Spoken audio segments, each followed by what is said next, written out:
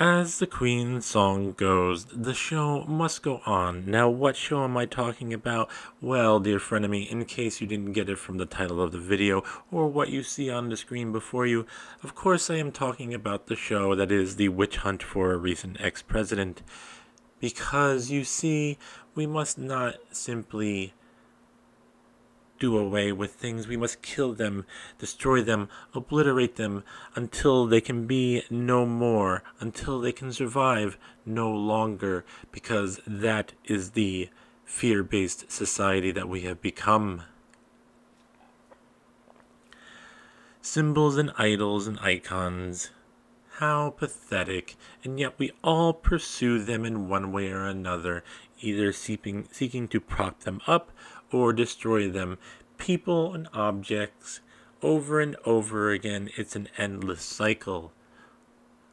So what's the next step in this cycle? Well, it is the 14th Amendment being used to prevent the scary, scary orange icon from ever being an icon again. As the old saying goes, if you want to kill a snake, you cut off its head. The problem is that this is no snake. And let me be clear about that. Do I mean that Donald Trump is not a snake? No, Donald Trump is definitely a snake. But what Donald Trump did for people, and I do mean for people, I'm not talking about his conscious decisions, I'm talking about the fact of his attitudes towards the oligarchy of our society. What he did for people there is not something that is faked. It is genuine, despite the fact that he idiot savanted his way through it, or into it rather. People are not happy. And for some in our would-be government,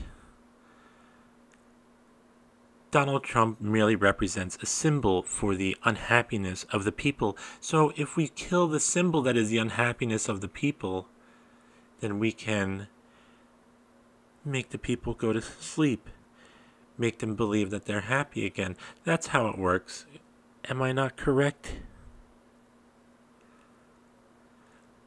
So let's read the relevant part of the Constitution that doesn't really have an effect on our country, except when it does, except when it doesn't, except when it does, except when it doesn't, except when it does. Because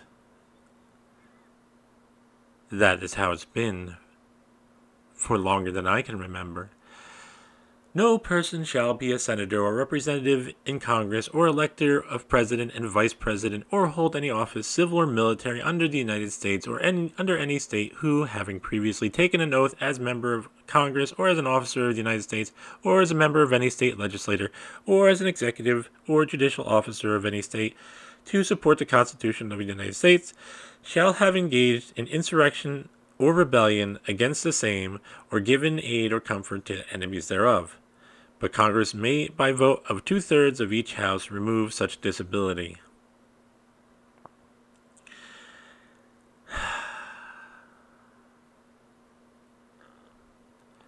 So tiresome. It's so tiresome.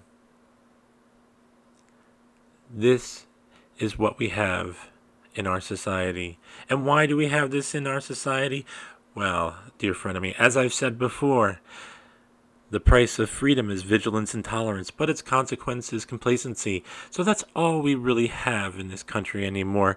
Everybody paying the consequence and nobody wanting to pay the price. My, how American is that?